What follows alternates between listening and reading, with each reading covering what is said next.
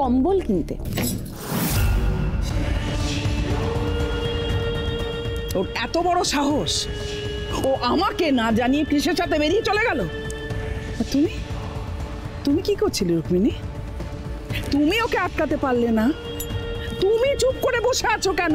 তোমার তো কৃষের সাথে যাওয়া উচিত ছিল। আন্টি আমি যেতাম, আমি কৃষের সঙ্গেই যেতাম। অ্যাকচুয়ালি আমার একটু মাথাটা ধরেছিল, তাই আমি ভাবলাম ওপরে এসে একটু রেস্ট নিই। তো তারপর ভাবলাম আমার রেস্ট নেওয়াটা কি কৃষের সাথে যাওয়ার থেকেও বেশি গুরুত্বপূর্ণ। আর তখনই আমি নিচে গেলাম, কিন্তু দেখি কৃষ গাড়ি স্টার্ট করে বিনুকে নিয়ে বেরোচ্ছে। আমি কত ডাকলাম কেউ শুনলোই না আমার কথা। কাল নাগিনীর মতো গ্রাস করছে আমার ছেলেটাকে। সৌরে বাবু, ও সৌরে বাবু, সৌরে বাবু আপনি তো একে শুনতে টই পাচ্ছিলেন। সৌরে বাবু, একে শুনতে তো পাচ্ছিলেন। সৌরে বাবু, ও সৌরে বাবু, শুনতে টই পাচ্ছিলেন।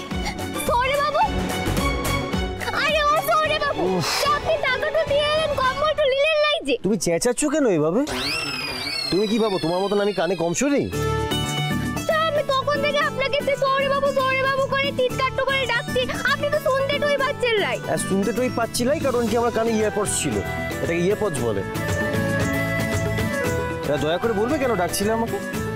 হ্যাঁ, সে আপনি টাকাটা দিয়ে এলেন না ওই দোকানটাতে, সে আপনি তো কম্বলগুলোই নিলেন না। এরকম সস্তার করে হেঁটে তো চলে যাচ্ছেন যে। সস্তা করে হেঁটে তো চলে যাচ্ছিলাম কারণ কি আমি টাকা দিয়েছিলাম, তার বিনিময়ে আমাকে একটা বিল দিয়েছিল দোকান থেকে। এবার সুর করে কম্বলগুলো আমাদের বাড়িতে চলে আসবে, ওরা পাঠিয়ে দেবে। 100টা কম্বল তো তুমি বা আমি কি ওই ঘাড়ে চাপিয়ে নিয়ে আসতে পারবো না, তাই না? ও আচ্ছা, এই ব্যাপার বটে।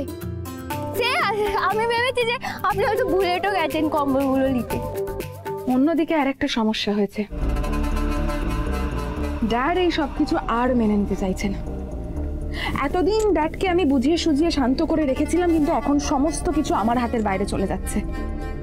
আর ড্যাড বলেছে সবকিছু ঠিক না হলে তোমাদের ব্যবসা থেকে সমস্ত ইনভেস্টমেন্ট তুলে নেবে।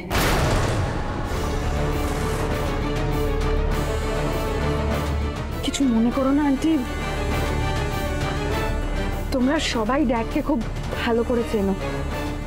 একবার যদি ড্যাড বেঁকে বসে তাহলে পৃথিবী ওলট পালট হয়ে যা, কিছুতেই কারোর কথা শুনবে না। তাই আমি ভাবছিলাম এবার তুমি যদি অন্তত কিছু।